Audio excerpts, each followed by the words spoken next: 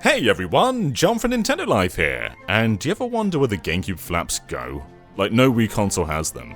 Well, they're stolen by the flap thief. He just hoards flaps and flaps and flaps. Anyway, have you noticed the Switch lately has been getting an awful lot of Wii games? I'm not complaining, I love this console, but I never thought it would get another life.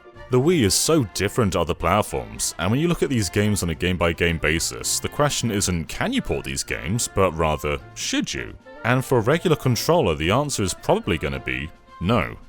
Mapping a waggle motion to a button? Yeah, that's harmless, but of course the Wii goes way beyond that. Every Wii fan knows the best part of this controller is this thing. This and this cannot be beaten. Resident Evil 4 Wii Edition, still the best aiming I've ever used. Pointing is so fast and intuitive, and the sensor bar keeps it synced the entire time. This is something no modern controller can replicate, but the Switch does get pretty close. Just last week we saw the release of the Legend of Zelda Skyward Sword HD, and this game was so intrinsically made for the Wii that bringing it to Switch was kind of a miracle. It wasn't like Twilight Princess where they map motions to buttons. This game was designed from the ground up for motion. And yeah, the Switch version does have button controls, but they feel a bit like controlling a game made for a mouse with a D-pad. It's fine, it does the job, but it feels pretty compromised compared to motion, at least in my opinion. Especially as camera and sword are on the same stick, so to move the camera, you hold the L button down. Whereas when playing with Joy-Con, it's so free. And with the camera, I'd say this goes above the Wii version. Of course, the Wii didn't have very many buttons, so for camera control, they reverted back to the N64. It worked, but once you've played on Switch, it's very hard to go back. The sword and gesture-based combat works perfectly on Switch, but there is one little downfall, and that's pointing. Again, the sensor bar was perfect for Wii, and while Skyward Sword on the Wii didn't use it the same as most games, it would still use it to sync up. But the issue on Switch is when you go to aim with the gust bellows or the slingshot, your aim's most likely going to be down here in the corner. Gyro with no sensor bar definitely drifts over time, and when you're using it as a sword, it drifts pretty fast. It's easily reset with the Y button, but it's just a bit more intuitive on Wii. That said, even with the slight setback, it works. We're taking such an obscure and different control scheme and making it work with a controller that can be anything. The Joy-Con by default are regular controllers. They've got all the buttons you need, and for most games you play it like a regular controller.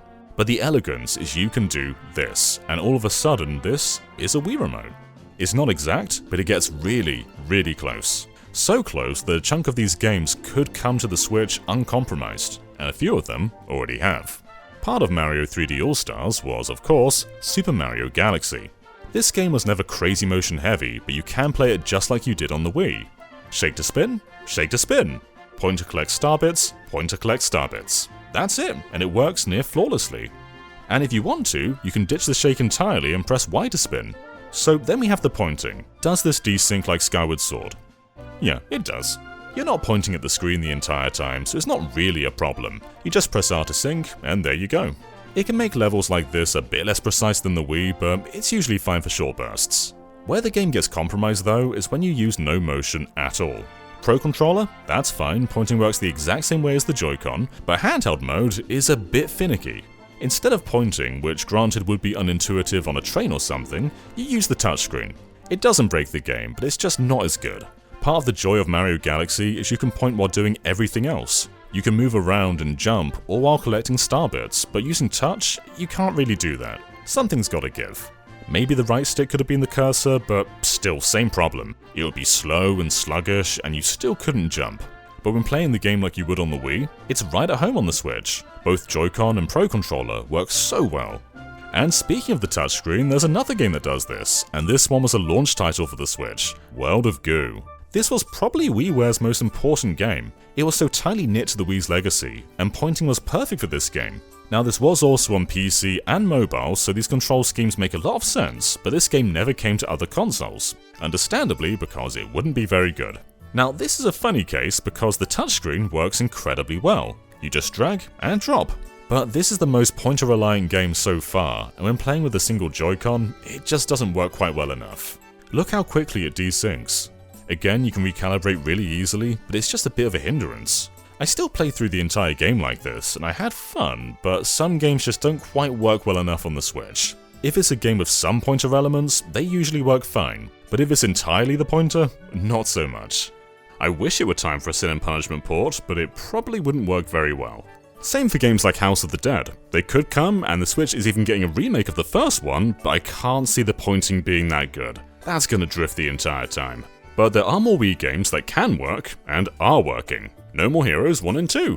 No More Heroes Heroes Paradise came to PlayStation 3 and 360, but only in Japan for 360 because of course Japan is the country of Xbox. These ports were not very good, and so thankfully the Switch version is based entirely around the Wii build.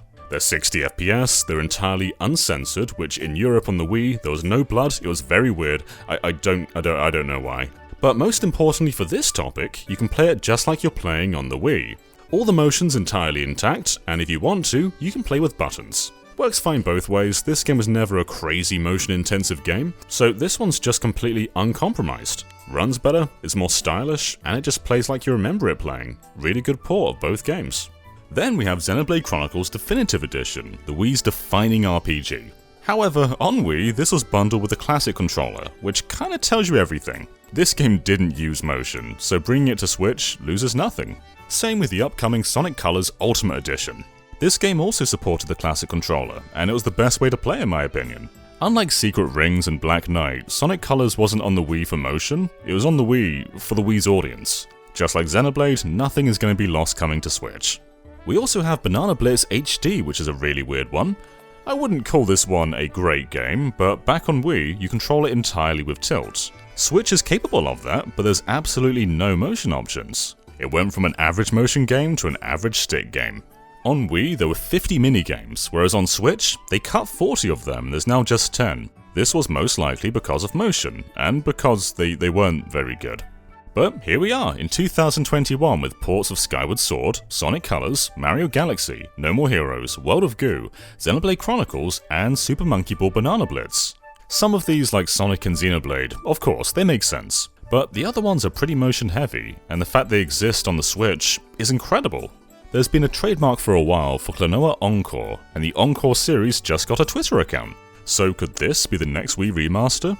Maybe. There's a ton of potential. Games like Little King's Story, and Mirror Master the Demon Blade, and Excitebots, they could all come to the Switch. The DNA of the Wii Remote exists in the Joy-Con, and that's so cool. It's not just ports either. In Mario Kart 8 Deluxe, does this look familiar? There's even plastic shells you can buy like a Wii wheel, or use a ring-con if you're cool. Games like Super Mario Party feel just like Wii games. Clubhouse Games. It may be a sequel to a game on the DS, but a lot of these feel straight out of games like Wii Play. There's even Wii Sports Star Bowling, and golf uses the same courses as Wii Sports, and NES Golf. The Wii's one of my favourite consoles, and I love seeing this legacy live on. I know it's got a reputation as a shovelware machine, but seeing all these games get a second life on Switch just shows how great some of these really are.